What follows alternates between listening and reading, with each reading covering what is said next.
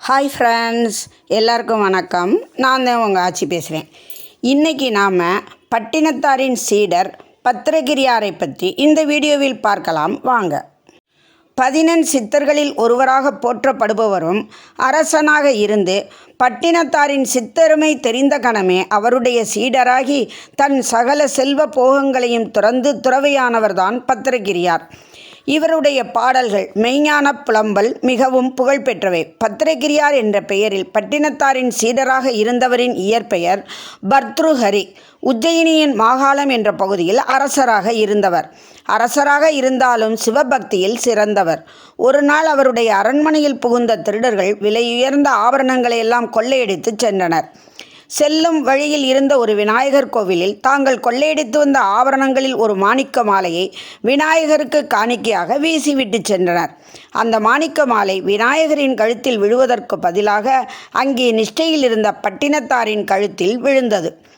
விடிந்ததும் கொள்ளை போன செய்தியை அறிந்த பத்ருஹரி வீரர்களை நாலாபுரமும் அனுப்பி கொள்ளையர்களை தேடச் சொன்னார்.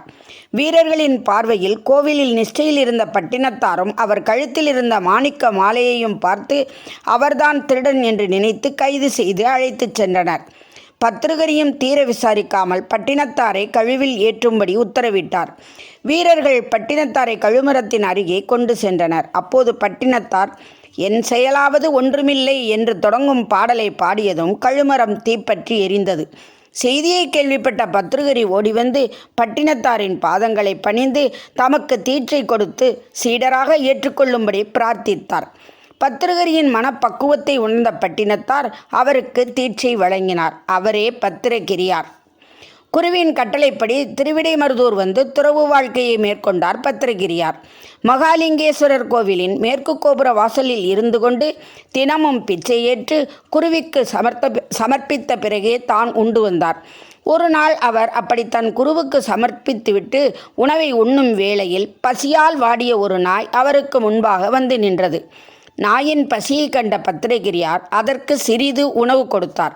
அது முதல் அந்த நாயும் அவருடனேயே தங்கிவிட்டது. அந்த நாய் முற்பிறப்பில் ஒரு விலைமாதாக இருந்தவள்.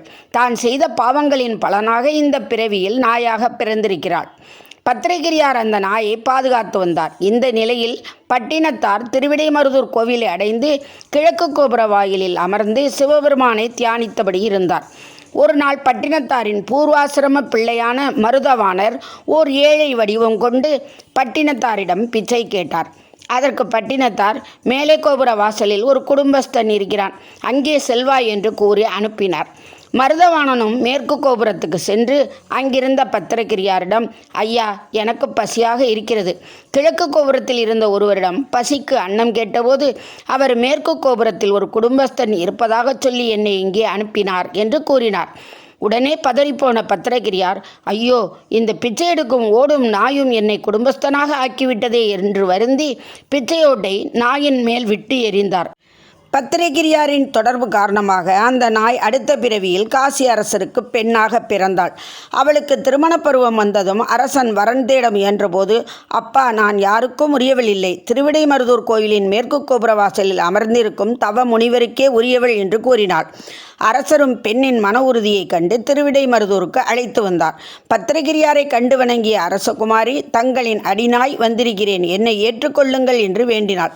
பத்திரகிரியார் அவளை அழைத்து கொண்டு கிழக்கு கோபுரத்துக்கு வந்து தம்மை ஆட்கொண்ட பட்டினத்தாரிடம், குருவின் எச்சில் உண்ட நாய்க்கு இழிபிறவி எய்தலாமா? எங்களுக்கு முக்தி நிலை கிடையாதா என்று கேட்டார். உடனே பட்டினத்தார் எல்லாம் சிவன் செயல் என்று கூறி சிவபெருமானை தியானம் செய்தார். அப்போது அங்கே தோன்றிய பேரொளி பத்திரகிரியாரையும் அரசகுமாரியையும் தன்னில் ஐக்கியப்படுத்தி கொண்டு மறைந்தது.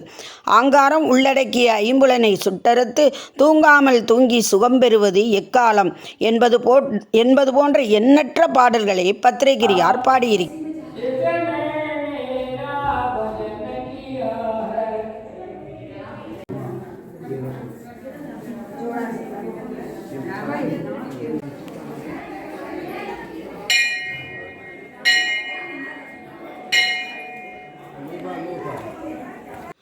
சமீபத்தில் உஜ்ஜயினி சென்று பத்ரகிரியாரின் குகையை கண்டுகளிக்கும் வாய்ப்பு எனக்கு கிட்டியது. அனைவரும் பத்ரகிரியார் குகை காட்சிகளை கண்டு பட்டினத்தாரின் அருளை பெறுமாறு வேண்டிக் கொள்கிறேன். வீடியோ பிடிச்சிருந்தா லைக் பண்ணுங்கள், கமெண்ட் பண்ணுங்கள், உங்கள் ஃப்ரெண்ட்ஸுக்கு ஷேர் பண்ணுங்கள். இதுவரை சப்ஸ்கிரைப் பண்ணாதவங்க மட்டும் மறக்காமல் எங்கள் சேனலை சப்ஸ்கிரைப் பண்ணுங்கள். அடுத்து ஒரு புது வீடியோவில் உங்களையெல்லாம் சந்திக்கிறேன். Thank you friends.